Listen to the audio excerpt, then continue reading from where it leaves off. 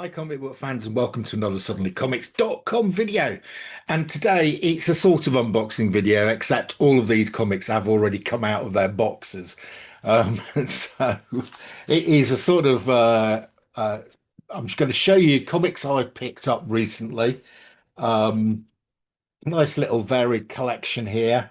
I'm going to start with this one.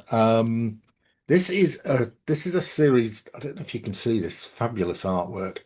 This is a series that I've collected. It's a short little run. I think it's of 4 issues of a comic called Laura and Other Stories by Gilliam Marsh. Now I've got most of the I've got all 4 of them, and I've got them in various variant colors. I love the artwork by Gilliam Marsh, but this one I only found it just by doing a search for this on eBay, and this is in fact a Gerald Perel cover for Laura issue 1. And I really like, not only do I like Gilliam Marsh's artwork, I also really like Gerald Perel's artwork as well. And so this is a double whammy. This was actually a 1 in 40 incentive variant, an incentive sketch variant. So this is very rare. Um, and I picked it up at a fairly decent price on eBay. Right. Next up, another eBay pickup. I collect Vampirella, and this is an interesting one. This is from Harris Comics, and this the reason this is interesting is that it reprints the first ever Vampirella story from Vampirella 1, the Warren Magazine issue 1, with artwork by Tom Sutton, but it does it in color. So this is the first ever color origin and first introduction of Vampirella in Hyde 25. And if you're a Vampirella correct collector, I think this is pretty sort of minor key. And it's really cheap to pick up. This is yeah, this is Hyde 25 issue 0. Yeah. Um so there we go. I actually picked up 2 issues of this, one for myself and one to sell. Right, a few Whatnot pickups. Some nice stuff appearing on Whatnot at the moment at pretty reasonable prices, depending where you buy it. I got these two from, I think these two came from Comics and Stuff.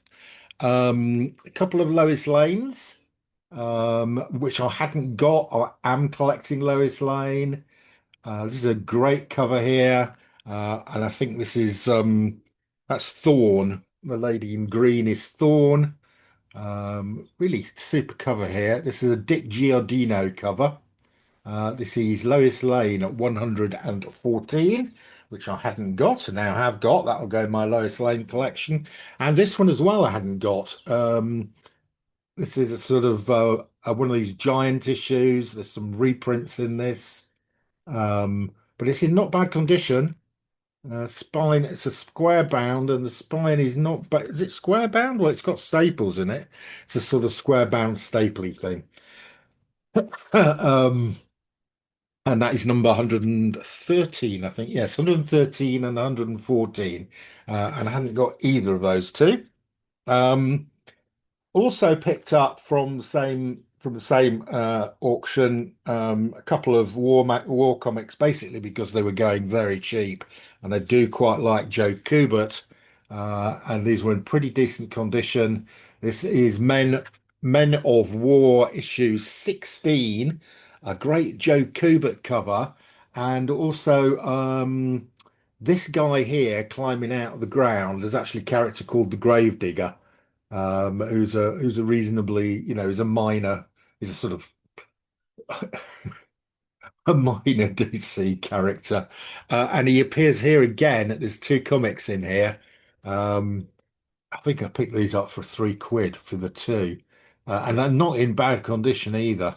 And there is the Gravedigger again. Right. Okay. Next up. And these I think I picked up from my mate Wayne, uh, Sacred Comics, who is absolutely storming it at the moment. He's selling stuff on Whatnot at very reasonable prices. This one I picked up because I collect. When I find them at sensible prices, I pick them up. These are expensive comics. So if you go onto eBay and you try and buy that, it's 20 quid. I think I paid £4 or £5 for this on Wayne's show. So thanks, Wayne. This next one was absolute cracker. This is from 2016, and it is Harley Quinn Rebirth #1, and this is the Ben Oliver Forbidden Planet variant. Now, this is signed by Ben Oliver. It doesn't have a COA, but I've seen Ben Oliver's signature a number of times before. I really like Ben Oliver. Without the signature, this is a sort of 15 to £20 book. With the signature, I think this is a 35 to £40 book. Um, Very, very nice. And I paid £8 for that. That was a cracker. Right, next up, another nice one here. This is Zatanna, Bring Down the House. This is a relatively modern comic from 2024. Um, and I've got a couple of the other main covers on this, but this is actually a 1 in 25 Martinez Bueno variant. Again, I think I picked this up for £3, maybe £5, but it's worth about 20. So some nice pickups here. This I always pick up when I see it. I do collect Batman 66. Don't think I've got issue 6, but it was going for 3 quid or so. So even if I have got it, it's a duplicate. Um, these are quite nice. These are from IDW, who reprinted a number of the early Popeye comics. Um, I think I got all three of these for something like £9, £3 each. Nice looking covers. Some of these are expensive, some of these Popeye reprints. These three aren't. I probably paid about what they're worth. Right, this next one, I saw somebody would put this up in a show, and I did bid for it, and I did pay a reasonable amount of money for it. I think I paid about 30, £35 for this. But look at the condition of this. This is Detective Comics number 532. And I think it's probably a very fine plus, maybe a near mint minus. It really is a stunningly good copy of this one, with a great Joker cover. I look at the face of the Joker on that train. This is in really high grade. I have already got this, but it's in a sort of 4045. This is approaching a 90, maybe a 92. Very nice. Next up, so I do collect underground comics. One of my favorite underground comic series is called Young Lust, by Bill Griffith, which ran for about 12 years. There's about 10 issues of it.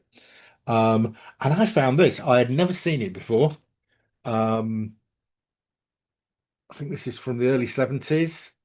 This is the Young Lust Reader. It's a great big, thick thing. Um, and it basically reprints the first 3 issues of Young Lust. But I've never seen this before. I think this must be quite rare.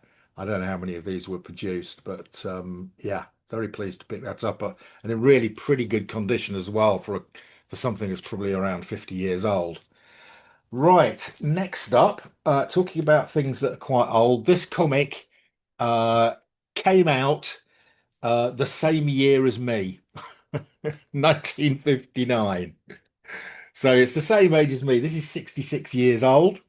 And this is fabulous. I was really pleased. I've got a pretty good collection of Mad Magazine, the UK edition, the sort of pre-decimalization issues. So Mad Magazine started in the US in 1952.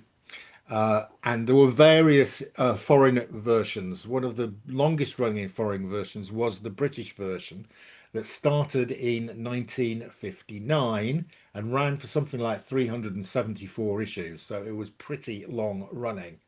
Now, here we have the first edition of the first is Magazine number one, the UK edition.